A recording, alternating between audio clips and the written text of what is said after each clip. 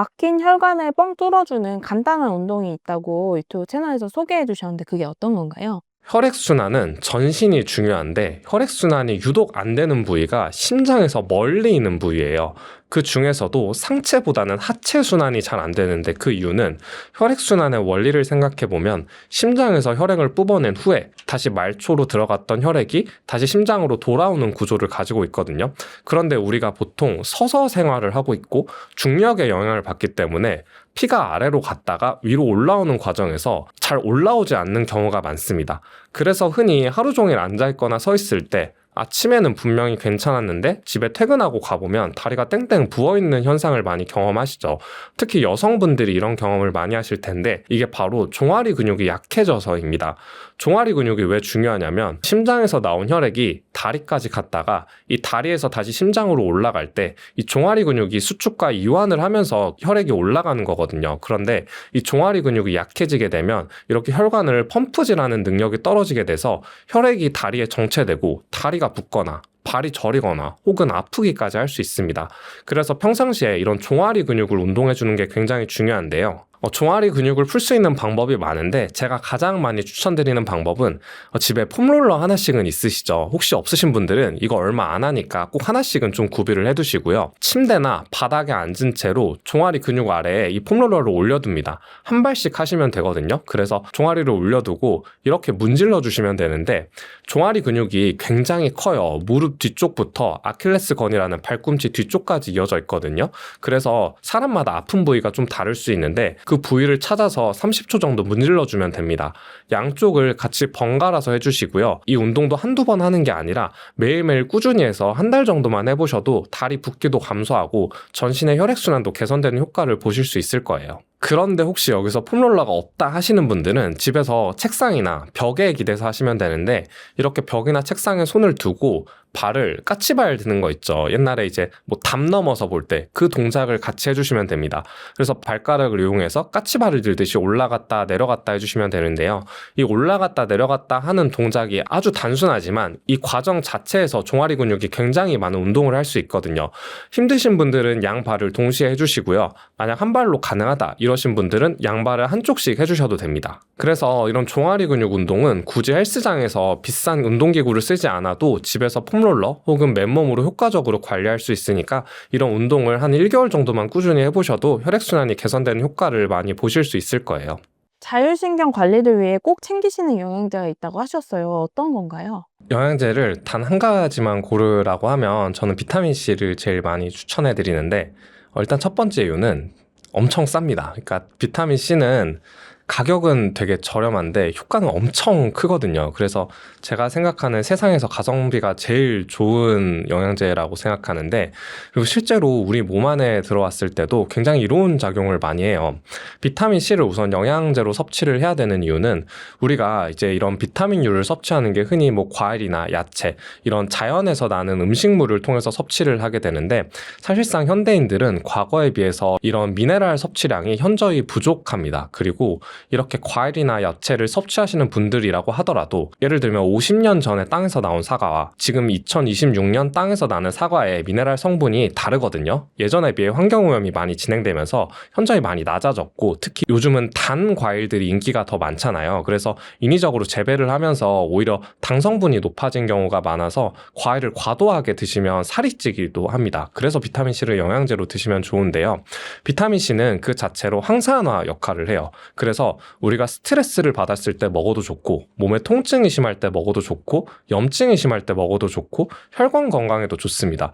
그래서 흔히 가장 이렇게 유튜브 같은 데서 검색하시면 많이 추천받는 영양제가 바로 비타민C일 거고 특히 메가도스 요법이라는 걸 들어보신 분들이 있으실 거고 실제로 하시는 분들도 계실 텐데요. 메가도스 요법이 아직 의학적으로 완전히 정립된 방법은 아니지만 이렇게 고용량으로 먹을 수 있는 이유도 다량으로 섭취했을 때 다른 영양제에 비해 상대적으로 안 안전하기 때문입니다. 그래서 실제로 자율신경 실조증이 있으신 분들은 예를 들면 내가 교감신경이 많이 항진되어 있고 통증도 심하고 뭐 머리도 아프고 뭐 이렇다. 이런 분들은 대부분 체내에 염증이 많은 경우가 많아요. 심지어 식습관이나 불면증도 심하고 혹은 스트레스도 많이 받는 환경일 가능성이 높거든요. 그래서 이 비타민C 하나만으로도 여러 가지 뭐 염증이라던가 스트레스라던가 이런 것들을 효과적으로 치료할 수 있는 약이 될 수 있습니다. 근데 이 비타민C를 드실 때 주의해야 될 점은 이 용량이 사실 우리가 권장 섭취량이라고 하는 게 터무니없이 부족한 수준이에요. 그래서 치료 효과를 보기 위해서 먹는 복용량이 적어도 권장 섭취량이 한 5배에서 많으면 10배가 넘어가게 되는데 이때 주의해야 될 점은 이 비타민C가 권장 섭취량을 넘어섰을 때 예를 들면 메가도스 요법이라고 하면 정해진 용량이 없습니다. 그러니까 어떤 사람은 뭐 10,000ml는 먹어야 된다. 뭐 아니다.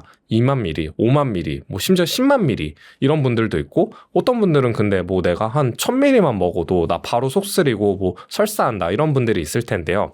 이게 실제로 정해진 용량이 없어서 사람마다 저마다 맞는 용량이 다르거든요.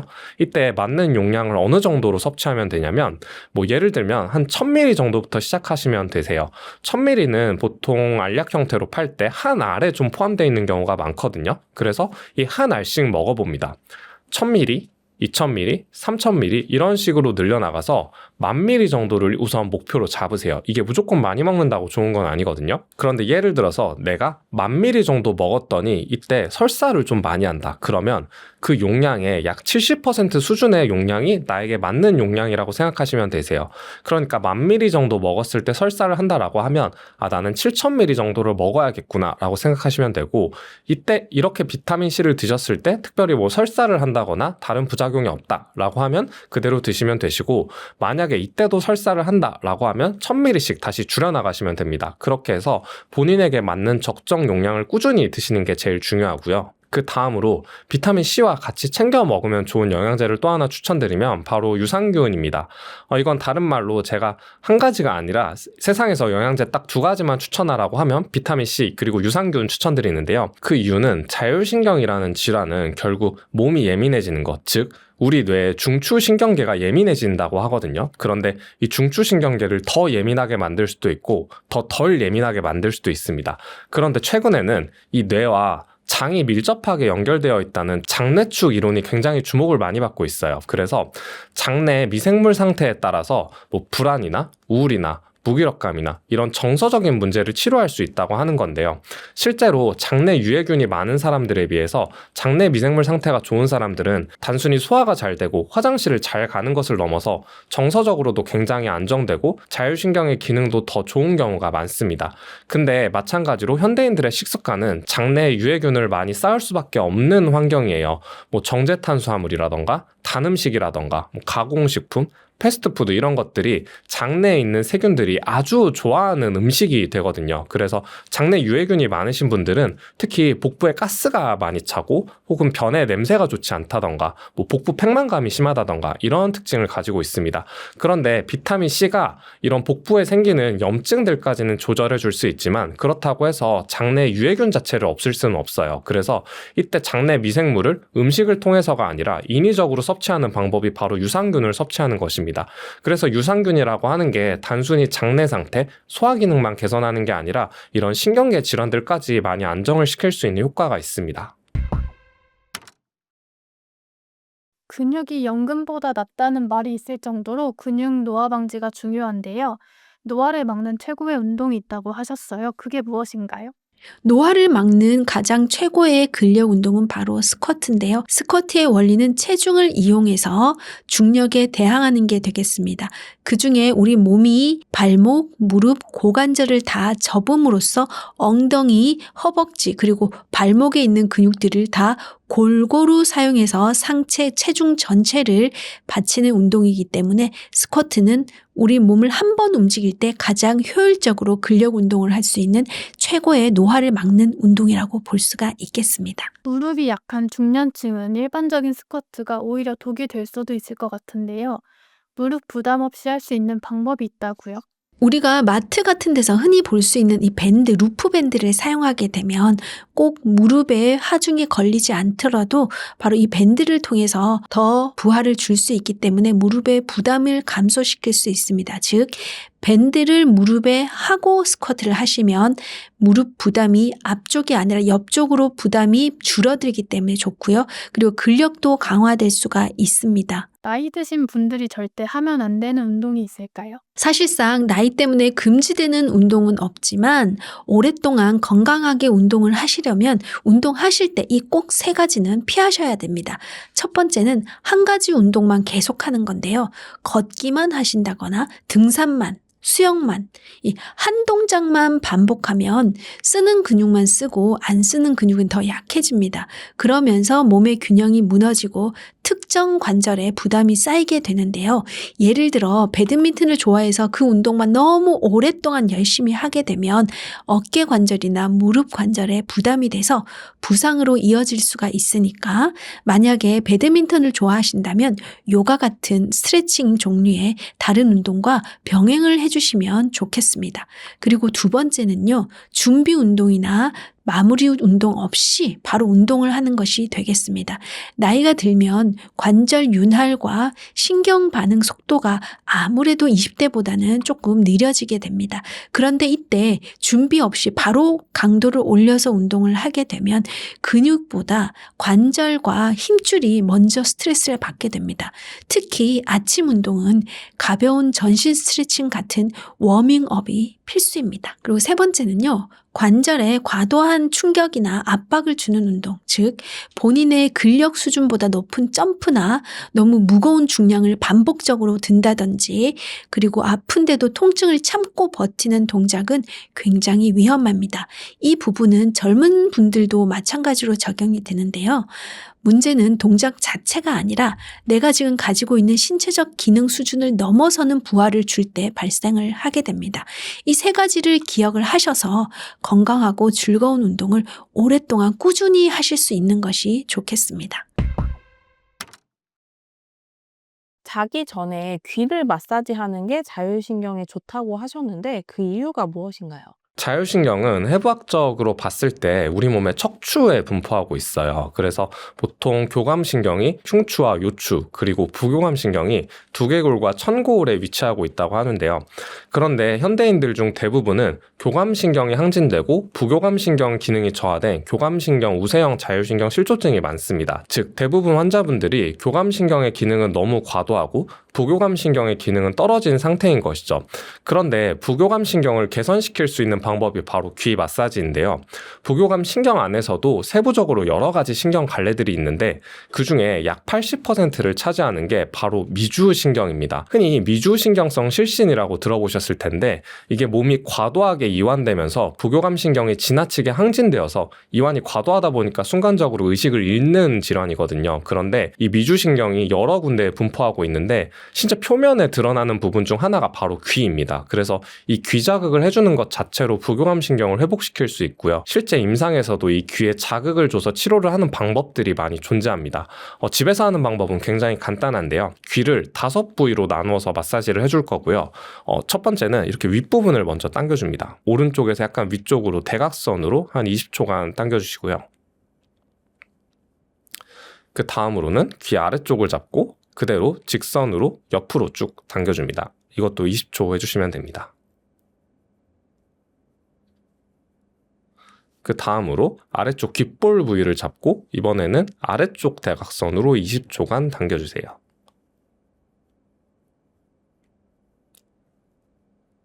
그 다음에 이 귀 바깥쪽 말고 안쪽 부분은 이제 눌러줄 거거든요. 위쪽과 아래쪽을 나누어서 이 턱관절 기준으로 약간 위쪽 부분을 그냥 손가락으로 꾹 눌러줍니다. 여기도 20초 눌러주시면 돼요. 그 다음으로 약간 아래쪽을 잡고 다시 20초 눌러줍니다. 한번 마사지 하실 때 이 과정 자체를 3번에서 5번 정도 반복해 주시면 됩니다. 그 다음 귀 안쪽은 눌러줄 건데 실제로 한의학에서 이 귀 안쪽에 혈자리들이 굉장히 많거든요. 그런데 여러분들은 혈자리를 구분하실 필요는 없고 위쪽과 아래쪽 두 군데로 나눠주시면 됩니다. 위쪽을 먼저 이렇게 움푹 파인 곳을 20초 정도 눌러주시고요. 그 다음으로 아래쪽을 20초간 눌러줍니다.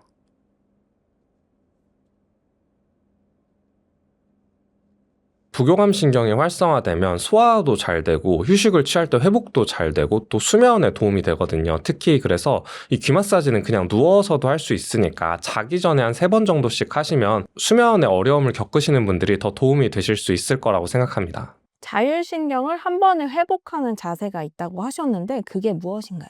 자율신경 치료할 때 여러 가지 고려할 게 있는데 이게 자세도 굉장히 중요해요. 왜냐하면 해부학적으로 척추에 자율신경이 분포하고 있다고 말씀드렸는데 그래서 일자목이나 거북목 혹은 구분 등 골반이 틀어지신 분들이 이런 틀어진 구조적인 원인 때문에 자율신경이 악화되는 경우도 굉장히 많거든요.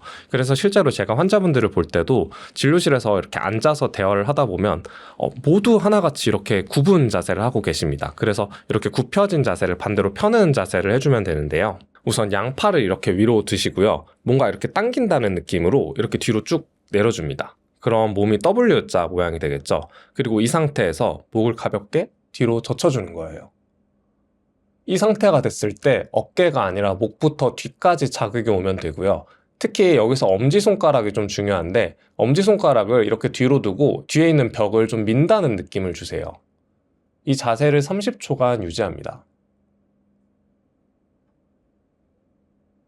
그래서 자율신경이 안 좋으신 분들은 물론이고 목 어깨 통증이 있거나 두통이 있거나 등이 아프신 분들, 자세가 불량하신 분들은 이 자세를 꾸준히 하시면 그런 것들이 같이 개선될 수 있습니다. 유튜브 영상에서 손가락을 튕기는 것도 자율신경에 도움이 된다고 하셨는데 그것도 설명 한번 부탁드릴게요. 자율신경 치료하는 것 중에 되게 특이한 것도 사실 좀 많거든요. 제가 소개해드린 것 중 하나가 손가락을 튕기는 건데 이렇게 손가락을 튕기는 거예요. 근데 이걸 어떻게 하는 거냐면 양손을 두고 소리가 안 나도 괜찮아요.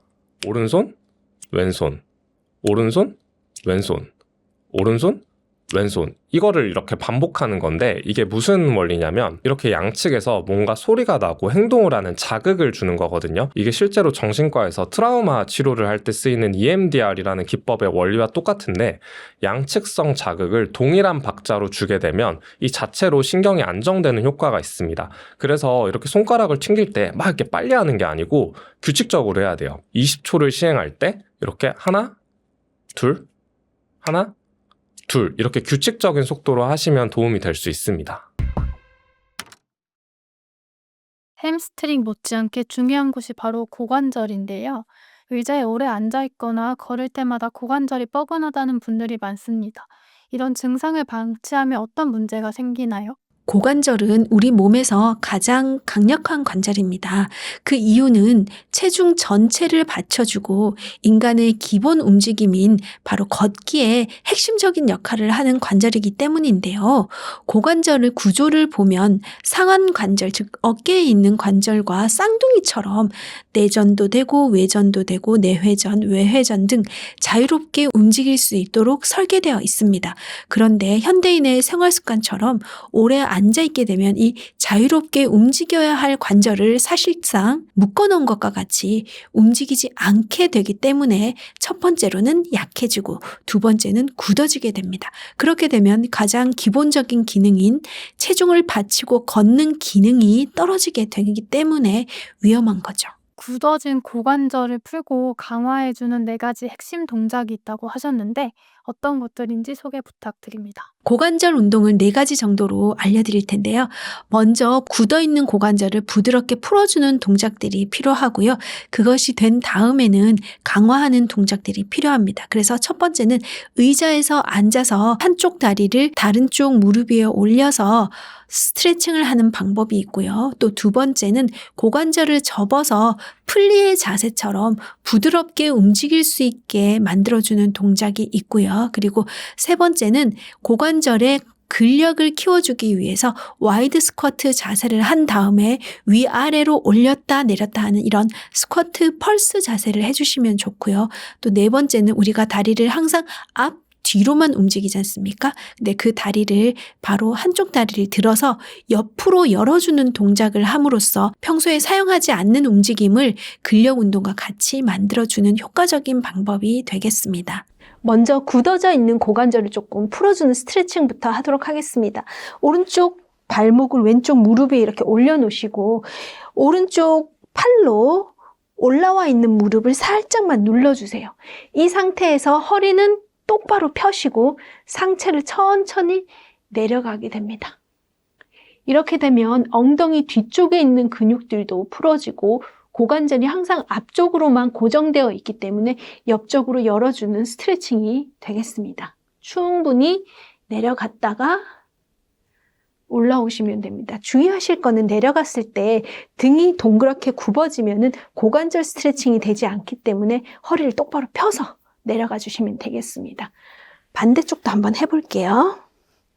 왼쪽 발목을 오른쪽 무릎 위에 올리시고 누르시고 천천히 해서 내려가시면 고관절 쪽의 뻐근함 그리고 엉덩이 뒤쪽도 충분히 스트레칭 되는 것을 느껴보시기 바랍니다. 천천히 올라오시고요. 두 번째는 발레 플리에 동작으로서 고관절을 좀 활성화하는 동작이 되겠는데요.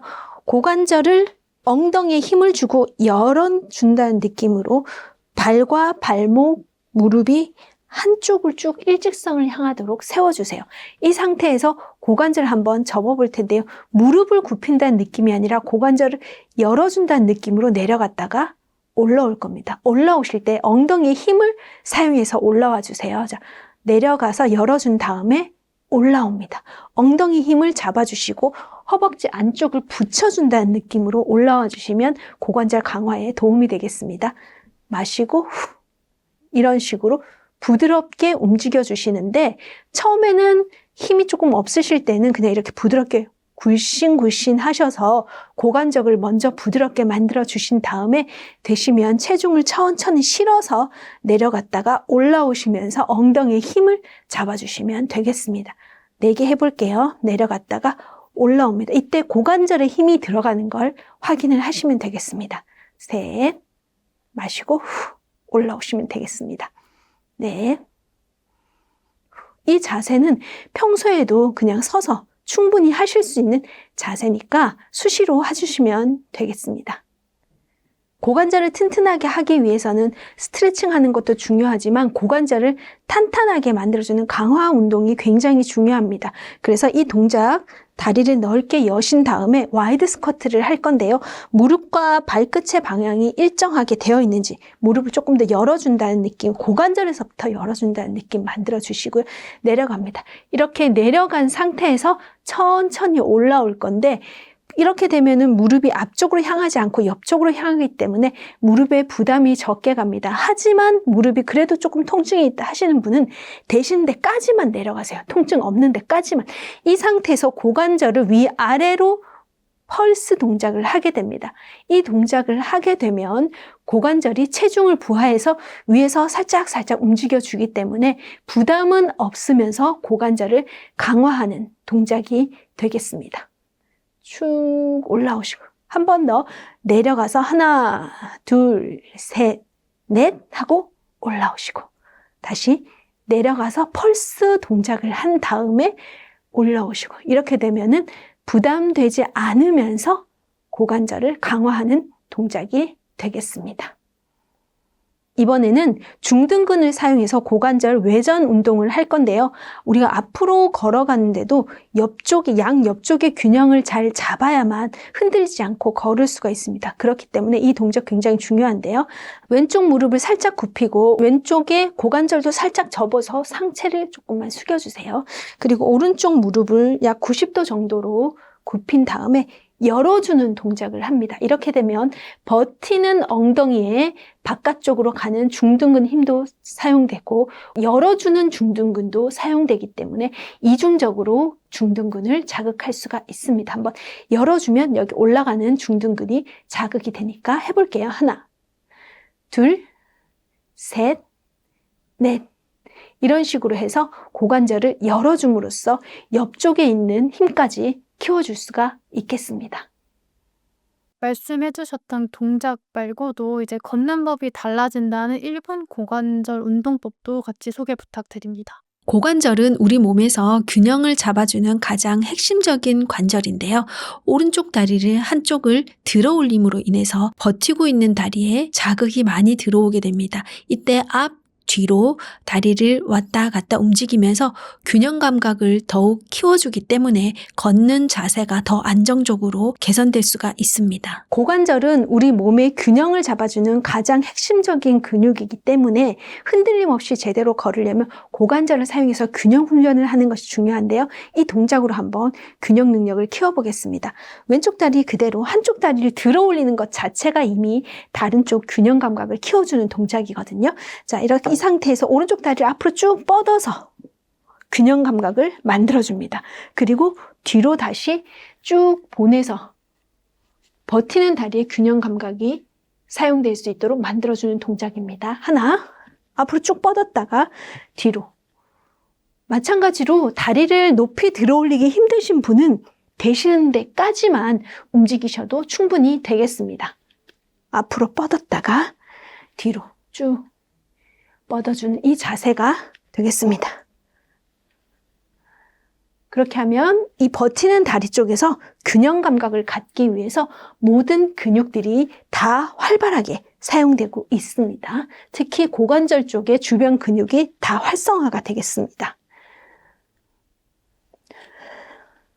박사님 영상을 보면 단 3가지 동작만으로 혈액순환과 골반 건강을 한꺼번에 잡을 수 있는 비결이 있다고 하셨어요. 그게 무엇인가요? 혈액순환과 골반 건강을 한꺼번에 잡을 수 있는 운동 3가지를 알려드리겠습니다. 첫 번째는 까치발 들기인데요.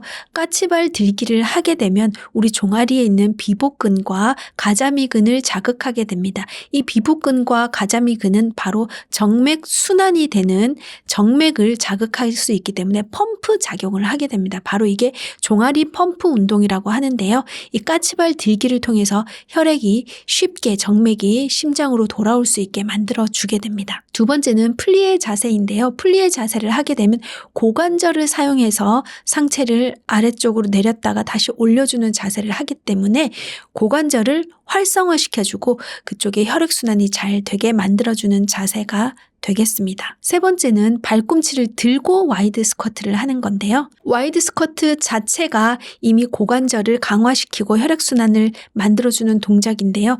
이 동작에 바로 발꿈치를 들고 해주면 우리 몸의 균형을 잡기 위해서 근육과 두뇌가 더 활발하게 의사소통을 하게 됩니다. 그렇기 때문에 모든 근육들이 더 많이 사용될 수 있는 효과적인 방법이 되겠습니다. 3가지 동작 모두 발꿈치를 들고 있는데요. 일반적인 운동 자세에서 발꿈치 하나만 더 들어 올려도 운동 강도나 순환 효과가 크게 달라지나요? 네, 발꿈치를 일단 들어 올리게 되면 발목이 강화되는 효과도 있지만 가장 중요한 건 바닥면을 불안정하게 만들 수가 있습니다. 즉, 발 전체가 바닥에 닿아 있으면 우리가 넘어지지 않고 굉장히 안정적인 상태가 되잖아요. 그런데 발꿈치를 들면 딛고 있는 면적이 확 줄어듭니다. 그러면 우리 몸은 이렇게 생각을 하죠. 넘어질 수도 있겠는데? 그 순간 몸 안에 있는 작은 근육들까지 자동으로 더 빠르게 일하기 시작을 합니다. 그래서 발목 주변에 있는 근육, 종아리, 엉덩이, 복부 중심 근육, 이 근육들이 넘어지지 않으려고 미세하게 계속 반응을 하는 겁니다. 이것을 바로 고유 수용성 감각이라고 하는 균형 시스템이 더 많이 일하게 하는 것인데요. 쉽게 말하면 발꿈치를 드는 건 근육을 크게 사용하는 동작이라기보다도 뇌와 근육을 더 잘 연결하게 집중하게 만드는 동작이죠. 그래서 같은 스쿼트라도 발꿈치를 들면 더 힘들게 느껴지는 겁니다. 날씨가 좀 추워지면서 순환이 안 되는 분들이 많은데요. 이 중풍을 막고 뇌혈류를 살리는 5단계 운동이 있다고 하셨어요. 이제 이게 어떤 건지 소개 한번 부탁드릴게요. 혈류순환 중에서 두 가지가 가장 중요한데 심장 혈류순환, 그 다음 뇌혈류순환이거든요. 뇌혈류가 떨어지게 되면 우리가 정말 심각하다고 여기는 중풍, 그러니까 뇌졸중이죠.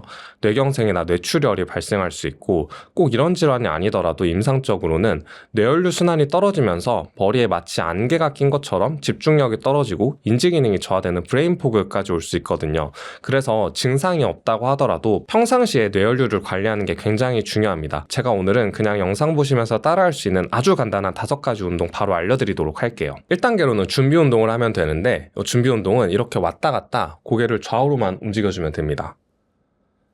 이렇게 좌우로 움직이는 이유는 평상시에 고개를 앞으로 숙였다 뒤로 숙였다만 하지 좌우로 움직이시는 분들이 거의 없어요. 그래서 이렇게 목을 가볍게 풀어주고, 두 번째는 옆머리 쪽을 풀어줄 건데 이 옆쪽에 측두근이라는 게 있어요. 이 측두근은 편두통이 있으시거나 혹은 턱관절에서 소리가 나거나 통증이 있으신 분들이 하면 아주 좋은 곳이고, 양 손바닥의 아랫부분을 이용해서 이 측두근을 잡고 이렇게 쭉 굴려줍니다. 앞으로 30초 정도 굴려주고 그 다음 뒤로 30초 굴려주시고요. 자, 그럼 이렇게 1분 정도 했죠. 그 다음에 이렇게 측두근에 손을 두고 손은 가만히 있는 상태에서 입을 벌렸다가 닫아줄 거예요.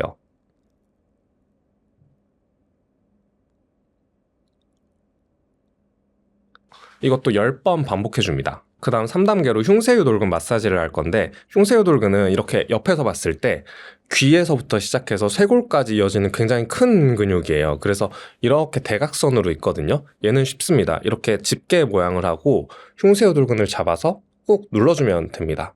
사람마다 아픈 부위가 좀 달라가지고 본인이 제일 뭉친 부위를 30초 정도 눌러주시면 됩니다. 네 번째로는 사각근 마사지인데요. 사각근은 흉쇄유돌근 바로 뒤에 있어서 쉬운데, 아까 흉쇄유돌근이 이렇게 대각선으로 있었잖아요. 사각근이 흉쇄유돌근을 제끼고 나면 뒤에 이렇게 손가락으로 튕겨보면 실처럼 만져지는 근육이 있어요.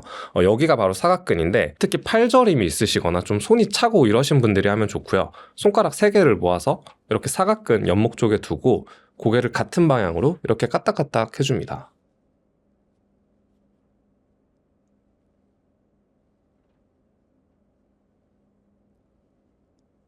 5번째는 후두하근 마사지인데요. 후두하근은 우리 몸의 머리, 두개골과 목뼈, 경추를 이어주는 핵심 근육입니다. 그래서 머리가 두통이 좀 심하시거나 좀 특히 눈이 뻐근하고 건조하신 분들이 하면 눈이 좀 맑아지는 효과를 볼 수 있어요. 후두하근 같은 경우는 이렇게 뒤통수를 만지다 보면 이게 툭 튀어나와 있는 뼈가 있습니다. 그 뼈를 따라가서 내려가다 보면 약간 움푹 파인 곳이 있거든요. 여기를 그냥 깊게 꾹 눌러주면 됩니다. 평상시에 일자목이 있으시거나 좀 목이 많이 아프신 분들은 여기가 되게 많이 아프실 거예요. 이렇게 언제 어디서나 할 수 있는 운동들을 평상시에 꾸준히 해주시면 이 자체가 뇌혈류 순환을 개선시키고 중풍이나 브레인 포그 같은 증상들도 예방할 수 있습니다.